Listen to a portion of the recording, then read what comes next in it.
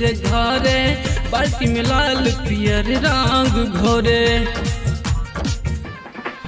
हाँ होली में साली जियल रे घरे बाल्टी में लाल पियर रंग घोरे। भैया छपी के सुतल भजिया नहीं बजतई रे। भैया छपी के सुतल भजिया नहीं बजतई रे।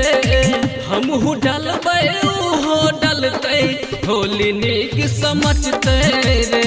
हमहू डलबै उहो डलतै होली नीक समझतै रे।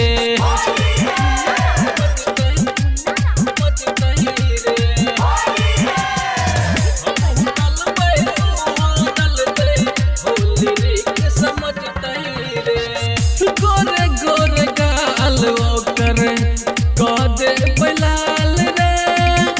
भगवा के सब मिलके लूट बैलहार रे। सुन गोरे गोरे गाल ओकर कह दे लाल रे। भगवा के सब मिलके लूट बैलहार रे।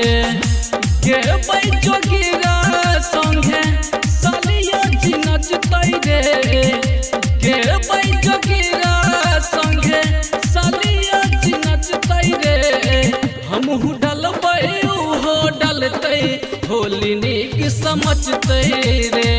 हमहू डलबै उहो डलतै होली नीक समझतै रे।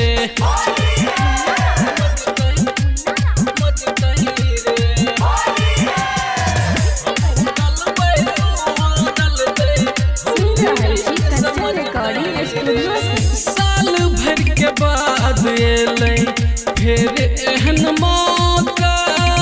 सालिया कपार लगेतै जीजा जी के नौका। साल भर के बाद एलै फिर एहन मौका। सालिया कपार लगेतै जीजा जी के नौका। संतोष सवरिया के गाना होली में खूब बजतई रे। संतोष सवरिया के गाना चारों दिन से बजतई रे।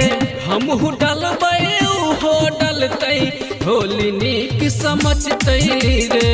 हमहू डलबै उहो डलतै होली नीक समझतै रे।